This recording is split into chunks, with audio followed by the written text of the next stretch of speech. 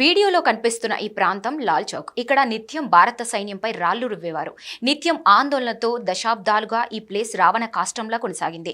ఒకప్పుడు ఇక్కడ త్రివర్ణ పతాకాన్ని ఎగరవేయడమే దాదాపు అసాధ్యంగా భావించేవారు. కానీ నిన్న ఇదే లాల్ చౌక్ అంతటా త్రివర్ణ పతాక ర్యాలీ జరిగింది. భారత జెండాను ఎగరవేయడానికి ఇక్కడ ఎవరూ ఉండరు అని ఉగ్రవాదులు ఒకప్పుడు హెచ్చరించేవారు. కానీ నేడు ప్రతి ఇంటిపై త్రివర్ణ పతాకం రెపరెపలాడుతోంది. భారత్ కోసం మీరు వేసే ఒక్క ఓటు ఎంతటి మార్పును తీసుకురాగలదో దానికి ఇదే నిదర్శనం. ఢిల్లీలోని ఎర్రకోట సమీపంలో 2025 నవంబర్ 10న జరిగిన కారు బాంబు పేలుడు కేసులో కీలక విషయాలు వెలుగులోకి వచ్చాయి. ఈ దాడిలో 11 మంది మృతి చెందగా పలువురు గాయపడ్డారు. నేషనల్ ఇన్వెస్టిగేషన్ ఏజెన్సీ దర్యాప్తులో ప్రధాన నిందితుడు ఉమర్ ఉన్ నబీ ఈ కుట్రకు సూత్రధారిగా ఉన్నట్లు, అతడితో పాటు పలువురు నిందితులకు ఆన్సర్ గజ్వత్ ఉల్ హింద్తో సంబంధాలున్నట్లు తేలింది.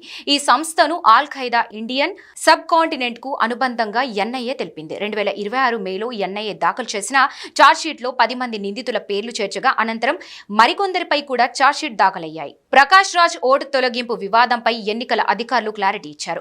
కర్ణాటకలో జరుగుతున్న సర్ ప్రక్రియలో భాగంగా బిఎల్ఓలు క్షేత్రస్థాయిలో పరిశీలించగా ప్రకాష్ రాజ్ ఓటు నమోదైన పాత చిరునామాలలో ఆయన దాదాపు 4 ఏళ్లుగా నివసించడం లేదని గుర్తించినట్లు అధికారులు తెలిపారు. ప్రస్తుతం తాను మరో చిరునామాలో నివసిస్తున్నట్లు ప్రకాష్ రాజ్ స్వయంగా వెల్లడించారని, అందుకే ఆయన పేరును షిఫ్టెడ్ గా గుర్తించినట్లు బెంగళూరు సెంట్రల్ సిటీ కార్పొరేషన్ స్పష్టం చేసింది. కొత్త చిరునామాలో ఓటు నమోదు చేసుకునేందుకు ఆయన ఫారం 6 ద్వారా దరఖాస్తు చేసుకోవచ్చని అధికారులు తెలిపారు.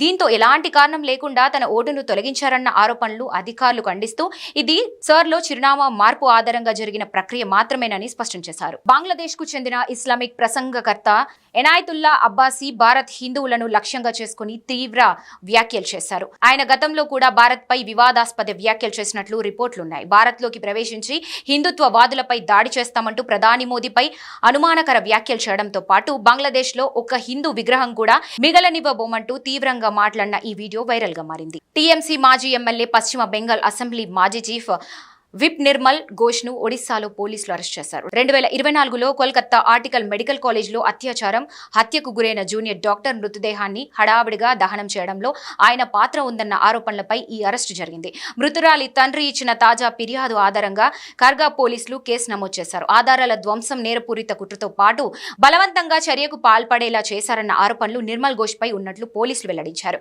పూరి సమీపంలోని ఓ హోటల్లో ఉన్న ఆయన్ను పోలీసులు అదుపులోకి తీసుకున్నారు. బస్తర్ నుంచి ఒకప్పుడు అడవుల్లో తుపాకులు పట్టుకున్న మహిళలు ఇప్పుడు అదే చేతులతో సాంప్రదాయ చేనేత వస్త్రాలను ధరించి ర్యాంప్ పై నడిచారు. ఛత్తీస్గఢ్ రాజధాని రాయ్పూర్లో జాతీయ చేనేత దినోత్సవం సందర్భంగా నిర్వహించినటువంటి ఫ్యాషన్ షోలో లొంగిపోయి సాధారణ జీవనంలోకి వచ్చిన మాజీ మహిళ నక్సలైట్లు పాల్గొన్నారు. ప్రొఫెషనల్ మోడళ్లతో కలిసి వారు కోసా సిల్క్ సాంప్రదాయ హ్యాండ్లూమ్ దుస్తుల్లో ర్యాంప్ పై నడవగా ప్రేక్షకులు కరతాళ ధ్వనులతో హోరెత్తించారు. తుపాకీ పట్టిన చేతులు ఇప్పుడు చేనేత చీరలతో ర్యాంప్ పై అడుగులు వేయడం కేంద్రంలోని మోదీ ప్రభుత్వం వారి జీవితాల్లో తెచ్చిన మార్పునకు ప్రతీకగా నిలిచింది.